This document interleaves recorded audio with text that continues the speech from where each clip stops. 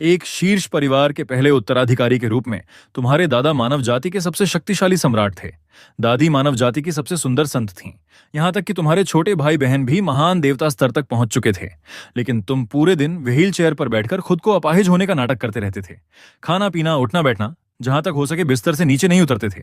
सब लोग तुम्हें परिवार की शर्म कहते थे, मगर सिर्फ तुम जानते थे कि व्हील चेयर पर बैठने की असली वजह सिर्फ आलस थी, क्योंकि एक दूसरी दुनिया से आए इंसान होने के नाते तुम मेहनतकश जिंदगी की तकलीफ अच्छी तरह जानते थे। इसलिए जब इस जन्म में परिवार इतना ताकतवर और रईस मिला तो तुमने तय कर लिया कि बस आराम की जिंदगी जीनी है। यहां तक कि जब सिस्टम आया और तुम्हें 3S लेवल की अग्नितत्व शक्ति जगाने की कोशिश की, तब भी तुमने उस बेकार चीज को नजरअंदाज कर दिया और आलस में पड़े रहे। लेकिन 17वें जन्मदिन पर तुम्हारे पिता आखिरकार तंग आ गए। उन्होंने फैसला किया कि तुम्हें स्कूल भेजा जाएगा ताकि तुम जिंदगी को समझ सको, कुछ दोस्त बना सको और यह जान सको कि आज इंसानों की हालत कितनी मुश्किल है, ताकि तुम इस आरामदायक जिंदगी की कद्र करना सीखो। हालांकि तुम्हें यह बिल्कुल पसंद नहीं आया, मगर बहस करने की भी आलस थी, इसलिए आखिरकार तुमने पिता की बात मान ली। तुम शांगनान सिटी के फर्स्ट हाई स्कूल में दाखिला लेने पहुंचे। उस समय जूनियर क्लास 3 का क्लास टीचर अंदर आया। छात्रों की बातें शांत कराने के बाद उसने मेज थपथपाई और कहा, सब लोग शांत हो जाओ। ये 2 नए ट्रांसफर स्टूडेंट हैं। आज से ये हमारी क्लास के छात्र होंगे। सब लोग तालियां बजाकर स्वागत करो। अगले ही पल तुम व्हील चेयर पर हल्का सा हिले और फिर सिर घुमाकर दोबारा सोने का नाटक करने लगे। असल में तुम पहले से जाग रहे थे, बस उठकर सबको नमस्ते करने की आलस थी। हाँ, तुम खड़े हो सकते थे। तुम सच में अपाहिज नहीं थे, बस तुम्हें लगता था कि व्हील चेयर पर बैठना चलने से कहीं ज्यादा आसान है। तभी क्लास टीचर की आवाज ने तुम्हें वापस होश में लाया। सुशिन, तुम लोग अपना परिचय दो। ये सुनकर सुशिन ने तुम्हारी आंखों से आई मांस हटाई, लेकिन तुमने अपनी मरी हुई मछली जैसी आंखों से पूरी क्लास को देखा और पलक तक उठाने की मेहनत नहीं की। क्लास टीचर मन ही मन बड़बड़ाया, सच में मुसीबत है, मगर चेहरे पर मुस्कान रखते हुए बोला, शुरू करो। सुशिन सिर हिलाकर मंच पर गया। सबको नमस्ते, मेरा नाम सुशिन है। मैं युवा मालिक का निजी सहायक हूँ। मिड लेवल रैंक 7, अग्नि तत्व शक्ति, टैलेंट ग्रेड S। ये सुनते ही पूरी क्लास में हड़कंप मच गया। क्या S लेवल टैलेंट? बहुत डरावना है। हमारे स्कूल में अभी तक सिर्फ 2 S लेवल छात्र थे और इसकी ताकत तो उनसे भी ज्यादा है। असल मुद्दा ये नहीं है, इतना बड़ा जीनियस सिर्फ उस व्हील चेयर वाले लड़के का नौकर है। धीरे बोलो, वो सामने ही बैठा है। उसकी पहचान जरूर बहुत खास होगी। सभी लोग उम्मीद भरी नजरों से तुम्हारी तरफ देखने लगे, तुम्हारे परिचय का इंतजार करते हुए। लेकिन तुमने एक नजर डालना भी जरूरी नहीं समझा और सीधे आंखें बंद करके फिर सो गए। सुशिन ने चुपचाप तुम्हारी आंखों पर फिर से मास्क लगा दिया और टीचर से बोला, माफ कीजिए टीचर, मेरे युवा मालिक थक गए हैं, उन्हें आराम चाहिए, मैं उनकी तरफ से बोल देता हूँ। टीचर ने बेबस होकर सिर हिलाया। सुशिन फिर मंच पर गया। सबको नमस्ते, ये मेरे युवा मालिक हैं, आप इन्हें यंग मास्टर कह सकते हैं। आगे से कृपया इनका ध्यान रखिएगा। इतना कहकर वह नीचे उतर आया। क्लास टीचर पूरी तरह हैरान रह गया। बस परिचय खत्म। फिर उसने खुद को संभाला और आखिरी बेंच की तरफ इशारा करते हुए बोला, ठीक है, तुम दोनों वहां बैठ जाओ, आखिरी और उससे पहले वाली सीट। फिर उसने तुम्हारी व्हीलचेयर की तरफ देखकर चिंता से पूछा, क्या मदद चाहिए? सुशिन ने सिर हिलाया। जरूरत नहीं टीचर, मेरे युवा मालिक बिल्कुल स्वस्थ हैं। टीचर और पूरी क्लास चुपचाप व्हील चेयर को देखने लगी। ये बात खुद तुम्हें भी सच लगती है? सुशिन तुम्हें धक्का देकर आखिरी सीट तक ले गया और तभी सबको चौंका देने वाला दृश्य हुआ। सुशिन ने तुम्हारे कान में कुछ कहा और तुम तुरंत खड़े हो गए। क्लास की अनगिनत लड़कियां तुम्हें देखकर दीवानी हो गईं। उन्हें लगा जैसे कोई राजकुमार सामने खड़ा हो। साथ ही सब लोग सुशिन को लेकर भी बेहद उत्सुक थे। आखिर उसने ऐसा क्या कहा था? असल में सुशिन ने सिर्फ इतना कहा था, युवा मालिक, आप नहीं चाहेंगे कि मैं पूरी स्कूल में आपकी व्हीलचेयर धकेलते हुए घूमूं, है ना? 2 घंटे बीत गए, तुम नहीं हिले। 3 घंटे बीत गए, फिर भी नहीं हिले। 4 घंटे बाद भी वही हाल। 5 घंटे बाद आखिरकार तुम हिले, लेकिन इसलिए क्योंकि सुशिन ने तुम्हें जबरदस्ती उठाकर खाना खिलाना शुरू कर दिया था। वह एक एक निवाला अपने हाथ से खिलाता रहा। खाना खत्म होते ही तुम फिर से सो गए। क्लास के छात्र हंसते हंसते बेहाल थे। ये बिल्कुल भी शानदार नहीं है, लेकिन खाते हुए भी कितना हैंडसम लग रहा है। क्लास मॉनिटर, तुम इतनी दीवानी मत बनो, तुम नहीं समझोगे। रात को सुशिन तुम्हें उठाकर हॉस्टल ले गया।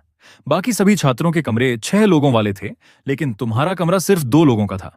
असल में वो पहले सिंगल रूम था, मगर सुशिन ने तुम्हारी देखभाल के लिए उसे डबल रूम में बदलवा दिया था। सुशिन ने तुम्हें बिस्तर पर लिटाया। शायद तुम शोर से जाग गए थे। तुमने नींद भरी आंखें मलते हुए पूछा, सुबह हो गई? सुशिन ने जवाब दिया, नहीं युवा मालिक, रात हो चुकी है, सोने का समय हो गया। क्या आपको पानी पीना है? तुमने कुछ नहीं कहा, लेकिन सुशिन ने तुम्हारी मरी हुई आंखों से ही तुम्हारा मतलब समझ लिया। उसने पानी की बोतल उठाई, उसमें स्ट्रॉ लगाई और तुम्हारे होंठों के पास ला दी। पानी पीने के बाद तुम फिर लेटकर सो गए। हालांकि दिखने में तुम सो रहे थे, लेकिन दिमाग पूरी तरह जाग रहा था। बस आंखें खोलने और बंद करने तक की आलस थी। 4 घंटे बाद अचानक एक मशीन जैसी आवाज गूंजी, डिंग। होस्ट के सफलतापूर्वक दूसरी दुनिया में आने की पुष्टि हुई। सबसे शक्तिशाली टैलेंट सिस्टम प्राप्त हुआ। कृपया अपना टैलेंट चुने। सिस्टम आ गया था, लेकिन तुमने ध्यान ही नहीं दिया, भौं तक नहीं हिलाई। 1 घंटे बाद मशीन की आवाज फिर आई। होस्ट ने कोई टैलेंट नहीं चुना, सबसे शक्तिशाली टैलेंट सिस्टम प्रस्थान कर चुका है। डिंग, बधाई हो, होस्ट को सबसे शक्तिशाली विलेन सिस्टम प्राप्त हुआ। क्या होस्ट समस्त लोगों का सबसे बड़ा खलनायक बनना चाहता है? तुम फिर भी चुप रहे। एक और घंटे बाद सबसे शक्तिशाली विलेन सिस्टम प्रस्थान कर चुका है। डिंग, बधाई हो, होस्ट को शत्रुओं का वध करके देवता बनने वाला सिस्टम प्राप्त हुआ। फिर भी तुम्हारी कोई प्रतिक्रिया नहीं आई। ऐसे ही 4-5 बार सिस्टम बदलते रहे। आखिरकार सुबह हो गई। डिंग, बधाई हो, होस्ट को सबसे शक्तिशाली आलसी सहायक सिस्टम प्राप्त हुआ। क्या होस्ट सिस्टम को बांधना चाहता है? डिंग, क्योंकि होस्ट बांधने में भी आलसी है, सिस्टम अपने आप बांध दिया गया है। आलसी सहायक सिस्टम होस्ट की शक्तियां जागृत कर रहा है, कृपया दिशा चुनें। डिंग, क्योंकि होस्ट चुनने में भी आलसी है, सिस्टम ने स्वतः चयन कर लिया है। चयन सफल। तत्व श्रेणी। डिंग, होस्ट के शरीर में धातु तत्व की कमी पाई गई। धातु तत्व शक्ति जागरण असफल। डिंग, होस्ट के शरीर में अग्नि तत्व पाया गया। अग्नि तत्व शक्ति सफलतापूर्वक जागृत। टैलेंट स्तर SSS। डिंग, शक्ति जागरण सफल, कृपया साधना शुरू करें। डिंग, क्योंकि होस्ट साधना करने में आलसी है, सिस्टम ने ऑटो फार्म मोड चालू कर दिया है। आपकी अग्नि शक्ति आपकी आलस पर क्रोधित है और स्वयं साधना कर रही है। अग्नि ऊर्जा +10। आपकी अग्नि शक्ति आपकी आलस पर क्रोधित है और स्वयं साधना कर रही है। अग्नि ऊर्जा +10। कुछ घंटों बाद होस्ट की शक्ति निम्न स्तर मध्य चरण तक पहुंच गई है। अग्नि तत्व थक चुका है, साधना बंद। ये सुनकर तुमने काफी समय बाद हल्की व्यंग्य भरी मुस्कान दिखाई। बस इतनी जल्दी थक गया? तू भी बेकार निकला। अग्नि तत्व गुस्से से भर गया। तुम्हें मेरा मजाक उड़ाने का क्या हक है? और उसने फिर से साधना शुरू कर दी। अग्नि ऊर्जा +8। अग्नि ऊर्जा +8। 10 मिनट बाद उठने की घंटी बजी। सुशिन ने तुम्हें तैयार किया, मुंह धुलवाया और व्हीलचेयर पर बैठाकर क्लास में ले गया। तभी सिस्टम की आवाज फिर आई। अग्नि तत्व पूरी तरह थक चुका है, साधना स्वतः बंद। कचरा, तुमने बेपरवाही से सोचा और मेज पर सिर रखकर फिर सो गए। एक हफ्ता गुजर गया। एक सुबह तुम्हारा मूड अच्छा था। अग्नि तत्व स्वतः साधना शुरू कर रहा है। अग्नि ऊर्जा +10। होस्ट की शक्ति मध्य स्तर अंतिम चरण तक पहुंच गई है। अग्नि तत्व थोड़ा थक गया है, साधना बंद। इतनी जल्दी हार मान ली? कितना बेकार है। तुम मन ही मन ताना मार रहे थे, लेकिन इस बार अग्नि तत्व तुम्हारी चाल में नहीं फंसा। साधना खत्म होते ही वह सो गया और दोबारा बाहर नहीं आया। सुशिन हमेशा की तरह तुम्हें ब्रश करवा रहा था कि अचानक रुक गया। उसने गलती से टूथ ब्रश तुम्हारी नाक में घुसा दिया। तुम बहुत नाराज हुए, मगर बोलने की भी आलस थी। आंखें घुमाने तक की मेहनत नहीं की, बस वही मरी हुई आंखों वाला चेहरा बना रहा। माफ कीजिए युवा मालिक, मैंने जानबूझकर नहीं किया। सुशिन तुरंत माफी मांगने लगा, लेकिन आज उसे तुम में कुछ अलग महसूस हुआ। अभी ब्रश करते समय उसने साफ महसूस किया था कि तुम्हारे शरीर से विस्फोटक आग जैसी आभा निकली थी। हालांकि वह सिर्फ एक पल के लिए थी, लेकिन उसकी तेज इंद्रियों ने उसे पकड़ लिया। क्या अलग होगा? बस तुमसे थोड़ा ज्यादा ताकतवर हो गया हूं। तुमने कुछ नहीं कहा, बस उसे ऐसा नजरिया दिया मानो कह रहे हो अब तुम्हारी खैर नहीं। तुमने अपनी शक्ति जागने की बात बताने का कोई इरादा नहीं रखा। इसलिए नहीं कि तुम छिपा हुआ जीनियस बनना चाहते थे, बल्कि इसलिए क्योंकि तुम्हें लगता था कि प्रतिभाशाली होना बहुत थकाने वाला काम है। जैसे तुम्हारा बड़ा भाई हर दिन सुबह 5 बजे उठता, रात 12 बजे सोता। ट्रेनिंग के अलावा उसे हर जगह के जीनियसों की चुनौतियां स्वीकार करनी पड़ती थीं। ऊपर से बड़े बड़े अकादमियों में भाषण भी देने पड़ते थे। ऐसी जिंदगी तुमसे नहीं हो सकती थी। तुम्हें तो व्हील चेयर पर बैठे रहना ज्यादा पसंद था, जहां हर काम कोई और करते। युवा मालिक सुशिन फिर पूछने ही वाला था कि तुमने कोई जवाब नहीं दिया। अचानक अगले ही पल आग का गोला उसकी तरफ बढ़ा। उसने तुरंत हाथ उठाकर बचाव किया। आईने में उसने खुद को देखा। वह पूरी गंभीरता से तुम्हारे दांत साफ कर रहा था, जबकि तुम बिना किसी भाव के खड़े थे। असल में तुम सोच रहे थे कि सैन्य ट्रेनिंग से कैसे बचा जाए। कुछ देर सोचने के बाद तुमने हार मान ली। छोड़ो, सोचने में भी बहुत थकान है। अग्नि तत्व जोर जोर से हंसने लगा। होस्ट की बदकिस्मती से अत्यधिक प्रसन्न होकर अग्नि तत्व गंभीरता से साधना शुरू कर रहा है। अग्नि ऊर्जा +15। अग्नि तत्व बहुत खुश है। अग्नि ऊर्जा +20। तुम्हें लगा यह अग्नि तत्व शायद मानसिक रूप से बीमार है। होस्ट की टिप्पणी से अग्नि तत्व अत्यधिक नाराज है और पागलों की तरह साधना शुरू कर रहा है। अग्नि ऊर्जा +30। कुछ देर बाद अग्नि तत्व थक चुका है, साधना बंद। होस्ट की अग्नि शक्ति उच्च स्तर प्रारंभिक चरण तक पहुंच चुकी है। बस इतनी ही ताकत। तुमने फिर जहरीला ताना मारा।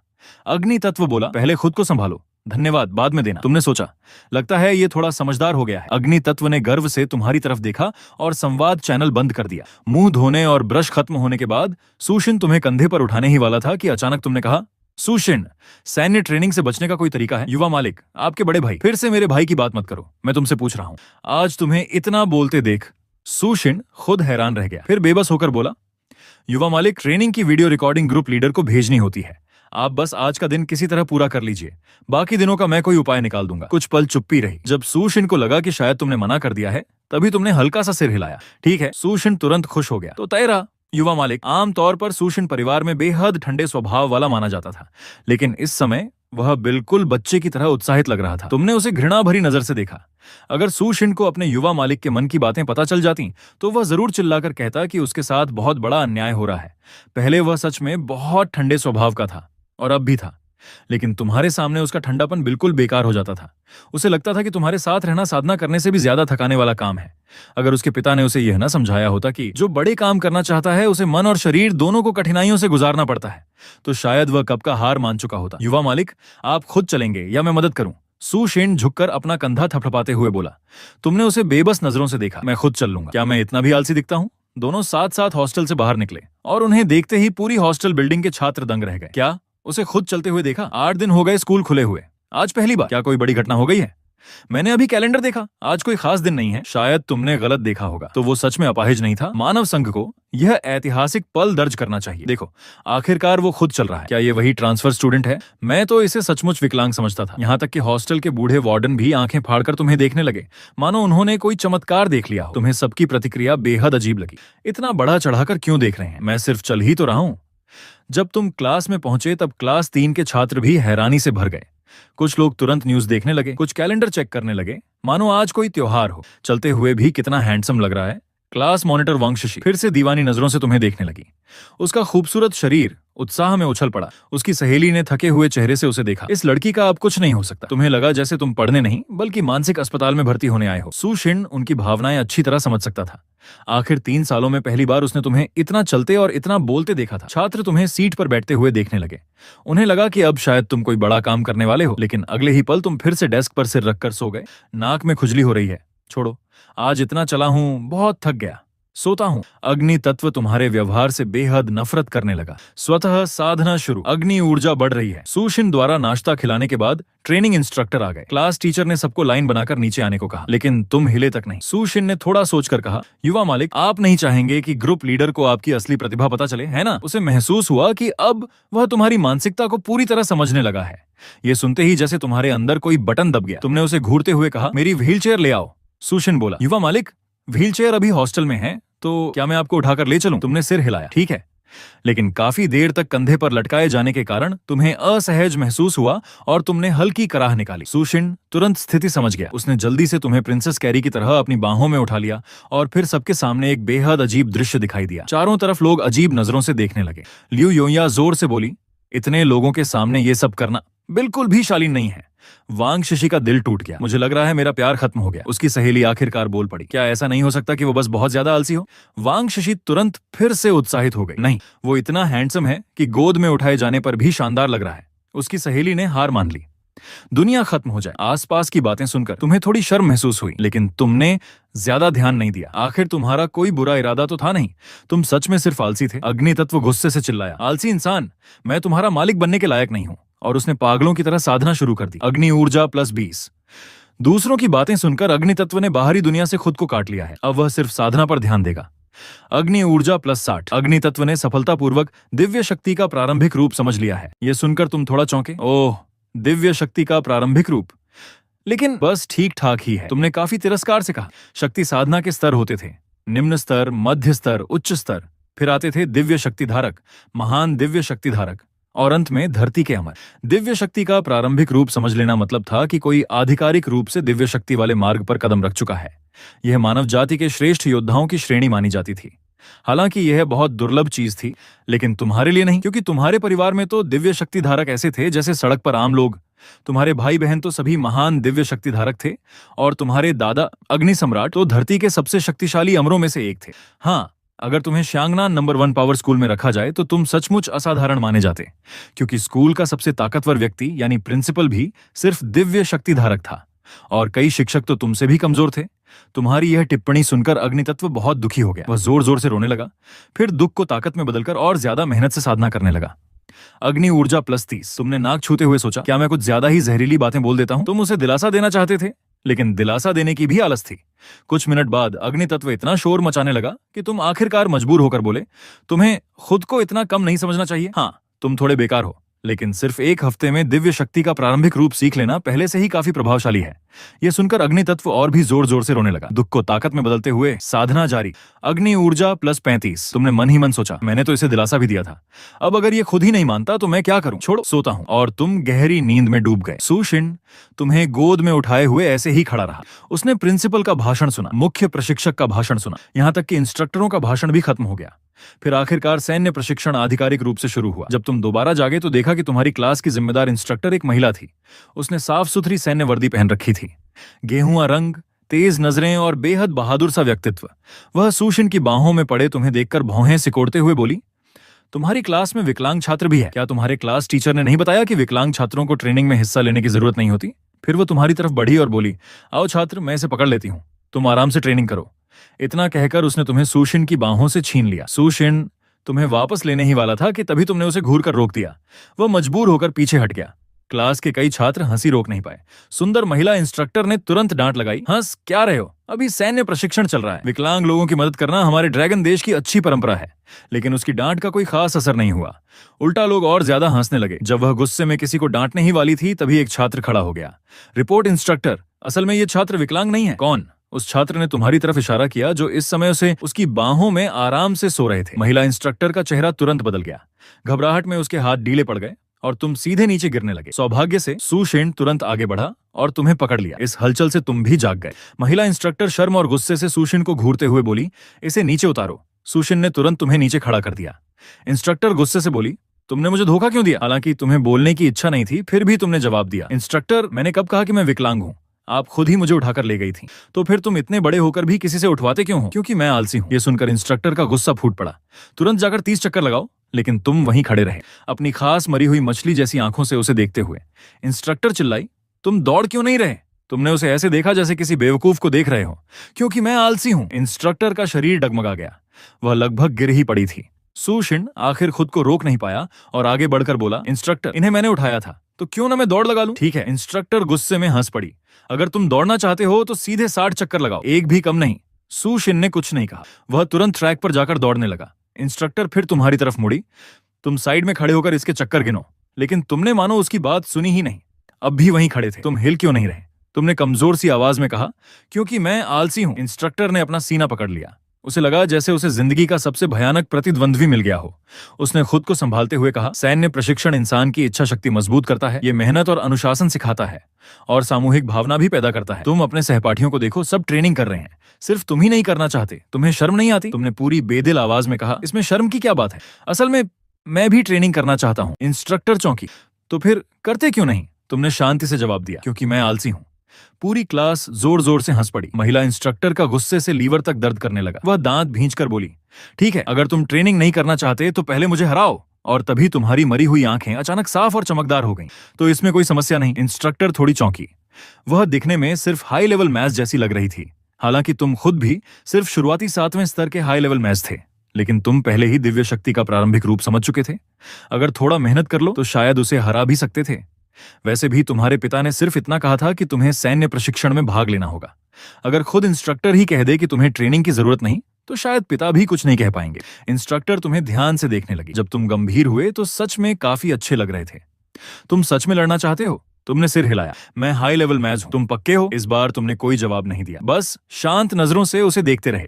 और इंस्ट्रक्टर को सच में डर लगने लगा कि कहीं तुम फिर वही 5 शब्द न बोल दो, क्योंकि मैं आलसी हूं। उसने गहरी सांस ली और बोली, बहुत घमंडी हो तुम। ठीक है, अगर कोशिश करनी है तो मैं भी हाथ नहीं रोकूंगी। लेकिन पहले सुन लो, अगर मैं जीत गई तो अगले पूरे 1 महीने की ट्रेनिंग में तुम्हें बिना किसी शर्त के मेरे आदेश मानने होंगे। इस बार तुमने सिर हिलाने की भी आलस नहीं की, बस पूछा, कोई खाली जगह पता है? तुमने टीचिंग बिल्डिंग के पीछे की तरफ इशारा किया। दोनों वहां चले गए। उन्हें जाते देख मैदान में खड़े क्लास 3 के छात्र एक दूसरे को देखने लगे। वे कहाँ जा रहे हैं? पता नहीं, मुझे लगा वो इंस्ट्रक्टर को चुनौती दे रहा था। मुझे भी ऐसा ही सुनाई दिया। फिर सभी हंस पड़े। असंभव, तुमने गलत सुना होगा। वो इतना आलसी है, शायद उसने अपनी शक्ति तक जागृत नहीं की होगी। जिन छात्रों ने सही सुना था वे बेहद दुखी हो गए, क्योंकि वे सच बोल रहे थे। टीचिंग बिल्डिंग के पीछे घास फूस से भरी खाली जमीन थी। आसपास कोई नहीं था। महिला इंस्ट्रक्टर ने भौहें सिकोड़कर तुम्हारी तरफ देखा। अब भी समय है, जाकर ट्रेनिंग में शामिल हो जाओ। तुमने लंबी सांस ली। बहुत थकाने वाला है, शुरू करें। ठीक है। इंस्ट्रक्टर ने जोर से चिल्लाते हुए एक घूमती हुई किक मारी। लेकिन शायद वह तुम्हें चोट पहुंचाने से डर रही थी, इसलिए हमला काफी हल्का था। तुमने आराम से अंगड़ाई ली और अजीब से अंदाज में एक कदम पीछे हट गए। उसका हमला आसानी से बच गया। तुम भले ही आलसी थे, लेकिन बेकार नहीं। ली परिवार मानव संघ के सबसे बड़े परिवारों में से एक था। घर में अनगिनत विशेषज्ञ थे। उनके बीच बड़े होने के कारण तुम्हें स्वाभाविक रूप से युद्ध कौशल की अच्छी समझ थी।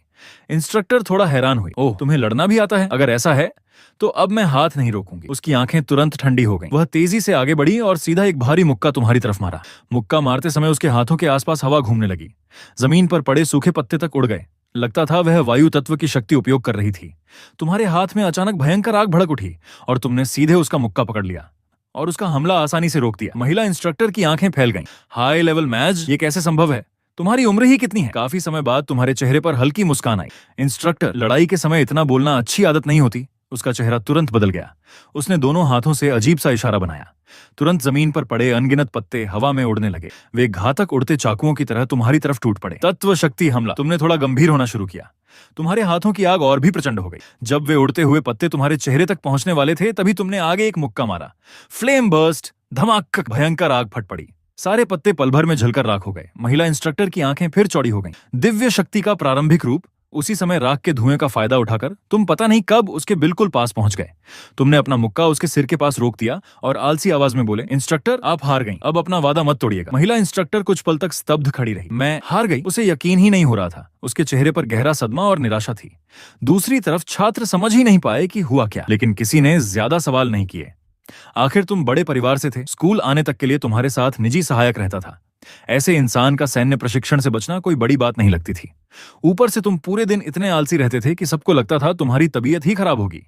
इसलिए किसी ने यह सोचने की कोशिश तक नहीं की कि तुमने इंस्ट्रक्टर को हराकर छूट हासिल की है। उनकी नजर में तुम बस एक साधारण इंसान थे। भला तुम इंस्ट्रक्टर को कैसे हरा सकते थे?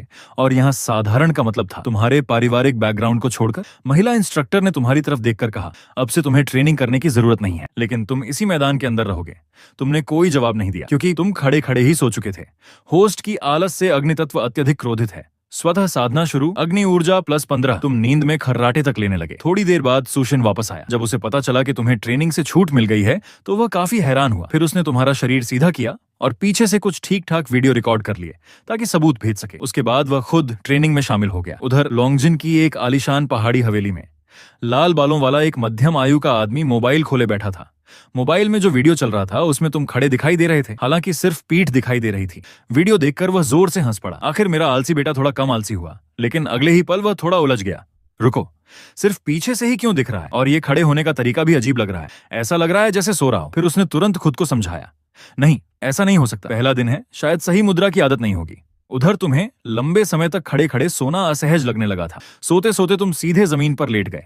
फिर भी आराम नहीं मिला तो तुम जमीन पर लुढ़कने लगे, इधर से उधर, उधर से इधर। आखिरकार तुम एक संकरे और सूखे पानी के नाले में जाकर अटक गए। अब तुम और आगे नहीं लुढ़क सकते थे।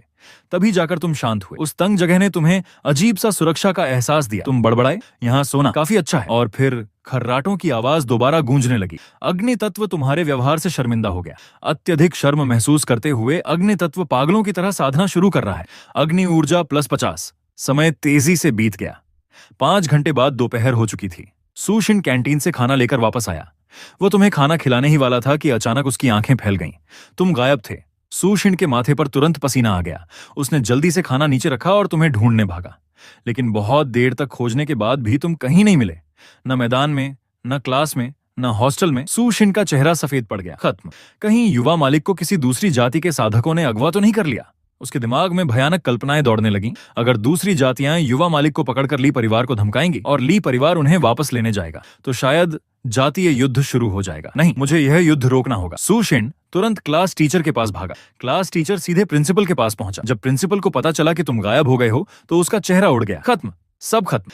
अगर ली परिवार को यह बात पता चली तो वे मुझे मार डालेंगे। फिर उसने खुद को संभालते हुए कहा, नहीं, अभी उम्मीद बाकी है। उसने सुशिन से पूछा, वह कब से गायब है? सुशिन घबराकर बोला, मैं अभी खाना लेकर लौटा और युवा मालिक गायब थे। खाना? प्रिंसिपल सोच में पड़ गया। आमतौर पर स्कूल में बाहरी लोग नहीं आते, सिर्फ खाने की सप्लाई के समय, क्योंकि सिर्फ खाना पहुंचाने के समय ही बाहर के रसोइये स्कूल में आते जाते थे। प्रिंसिपल का चेहरा अचानक बदल गया। जरूर किसी ने इसी मौके का फायदा उठाकर युवा मास्टर को अगवा कर लिया। हाँ, जरूर ऐसा ही हुआ होगा। उसने तुरंत गार्ड रूम में फोन मिलाया और चिल्लाया, अभी तुरंत स्कूल के सारे गेट बंद कर दो, कोई भी बाहर नहीं जाएगा, हर कीमत पर छात्र को ढूंढो। और फिर पूरे स्कूल में हजारों लोगों की खोज अभियान शुरू हो गया। युवा मालिक, आप कहाँ हैं? युवा मालिक, ली छात्र। लेकिन शाम तक भी तुम नहीं मिले। पूरा स्कूल छान मारा गया, यहाँ तक कि स्कूल के बाहर भी खोज की गई। फिर भी तुम्हारा कोई निशान नहीं मिला। प्रिंसिपल का चेहरा पूरी तरह पीला पड़ चुका था। खत्म, सब खत्म। उसने कांपते हाथों से फोन निकाला और नोट्स खोलकर अपना आखिरी पत्र लिखना शुरू कर दिया। उधर सुशिन चुपचाप जमीन पर बैठा था। उसकी आंखें खाली थीं, जैसे भीतर सब सूना हो चुका हो।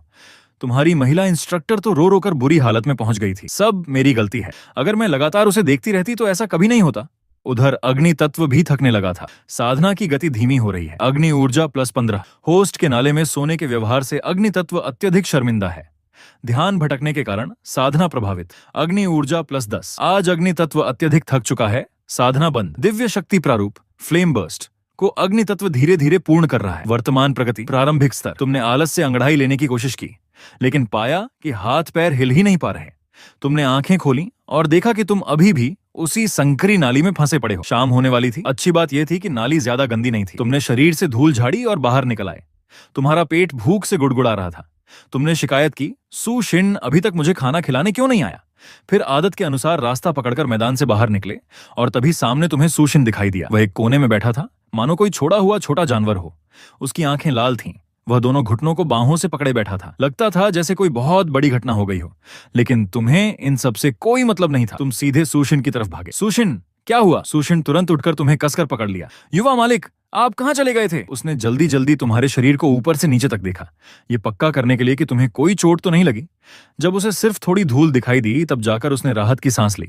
तुमने हैरानी से उसे देखा। तुम रो रहे थे? सूशिन तुरंत बोला, नहीं, बस अभी हवा में रेत चली गई थी। फिर उसका चेहरा वापस ठंडा हो गया। आप मरे क्यों नहीं? अगर आप मर जाते तो मैं वापस परिवार में जाकर आराम से साधना कर सकता था। तुमने उसे घूरा। तो तुम मेरी चिंता कर रहे थे? दूर हटो। उधर प्रिंसिपल तुम्हें देखकर खुशी से लगभग रो पड़ा। वह भाग कर आया और तुम्हें पकड़ लिया। तुम ठीक हो? ये बहुत अच्छी बात है। मैं तो अपना वसीयतनामा लिखना शुरू कर चुका था। तुमने बेहद नापसंदगी से उसे दूर धक्का दिया। आसपास खड़े सभी छात्र राहत की मुस्कान दिखाने लगे। उस घटना के बाद जिंदगी फिर पहले जैसी हो गई। जब भी तुम्हारे पास कोई काम नहीं होता, तुम व्हील चेयर पर सोते रहते। जागते, सू शिन तुम्हें खाना खिलाता, फिर तुम दोबारा सो जाते। लेकिन उस घटना के बाद सू शिन और प्रिंसिपल दोनों तुम्हारे प्रति जरूरत से ज्यादा सतर्क हो गए। यहाँ तक कि उन्होंने तुम्हारे पीछे एक सिक्योरिटी गार्ड तक लगा दिया। हर बार जब तुम जागते, खिड़की के बाहर एक चेहरा दिखाई देता, जिससे तुम बुरी तरह डर जाते। ऊपर से वह गार्ड पूरी तरह भावहीन चेहरा रखता था, बिल्कुल किसी गैंगस्टर बॉस जैसा। तुम्हें वह कार्टून किंडरगार्टन के प्रिंसिपल जैसा लगता था। हालांकि धीरे धीरे तुम्हें उसकी आदत हो गई। समय तेजी से बीता। 1 महीने बाद सैन्य प्रशिक्षण खत्म हो गया। छात्र स्कूल गेट पर इकट्ठा होकर इंस्ट्रक्टरों को विदा करने लगे। कई छात्र रो रहे थे। कई लोगों ने तो हाथ से लिखे खत भी दिए, ये कहते हुए कि बेस पहुंचकर खोलना। और तुम भी विदाई देने वालों की भीड़ में शामिल थे। तुम व्हील चेयर पर बैठे अपनी सुंदर महिला इंस्ट्रक्टर को हाथ हिलाकर विदा कर रहे थे। वो पहले काफी खुश थी, लेकिन जैसे ही उसकी नजर तुम पर पड़ी, उसके दिल में फिर दर्द उठने लगा। उसने जबरदस्ती मुस्कान निकाली। इंस्ट्रक्टरों के जाने के बाद नियमित पढ़ाई शुरू हो गई और तुम फिर से सोने लगे। होस्ट की आलस से अग्नि तत्व अत्यधिक क्रोधित है। स्वतः साधना शुरू। अग्नि ऊर्जा +15। अग्नि तत्व होस्ट की आलस से बेहद नफरत करता है। अग्नि ऊर्जा +15।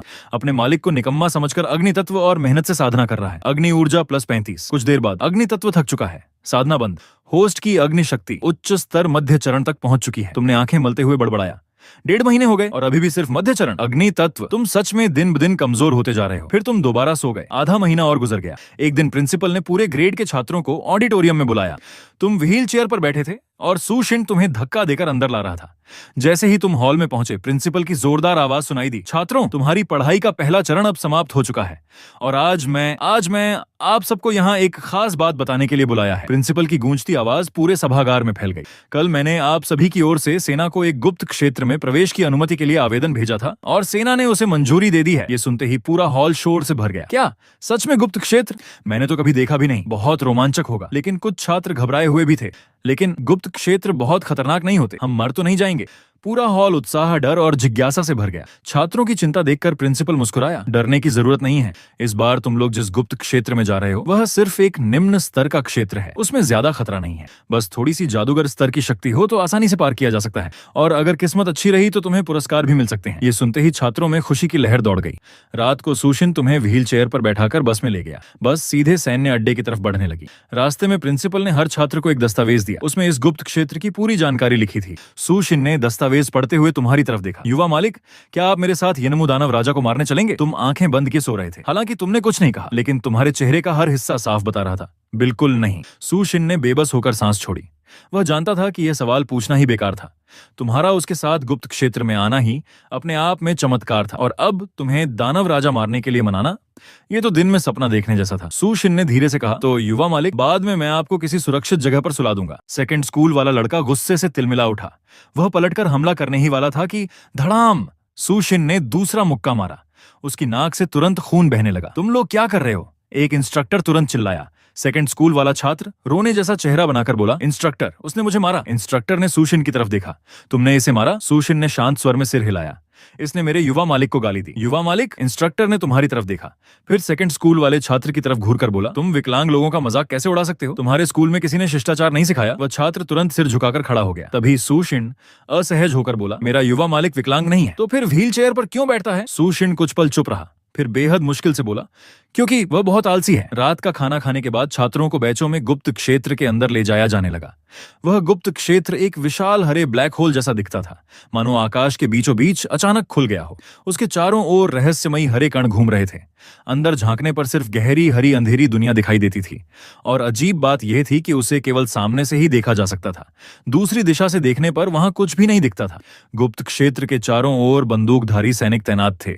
उनमें से हर एक के पास मध्य स्तर जादूगर की शक्ति थी। चलो अंदर चलते हैं, टीम लीडर इंस्ट्रक्टर ने कहा। उसी समय एक इंस्ट्रक्टर की नजर तुम्हारी व्हील चेयर पर पड़ी।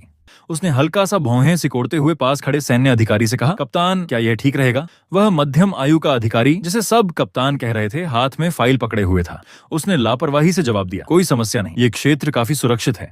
यहाँ तक कि कोई विकलांग भी अंदर जाए तो कुछ नहीं होगा। और वह तो सामान्य इंसान है। लेकिन उसके मन में तूफान चल रहा था, क्योंकि उसके हाथ की फाइल में तुम्हारी जानकारी लिखी थी, अग्नि सम्राट परिवार, ली परिवार का सीधा उत्तराधिकारी। उसका दिल भीतर तक हिल गया। अजीब बात है, ली परिवार ने इसे यहाँ पढ़ने क्यों भेजा? उनकी ताकत से तो इसे सीधे 5 महान अकादमियों में भेजना आसान था। कप्तान क्या हुआ? कुछ नहीं। उसने तुरंत फाइल बंद कर दी। उधर यिनमू दानव क्षेत्र के भीतर अचानक आकाश में एक दरार खुली। सैकड़ों छात्र उसी दरार से भीतर प्रवेश करने लगे।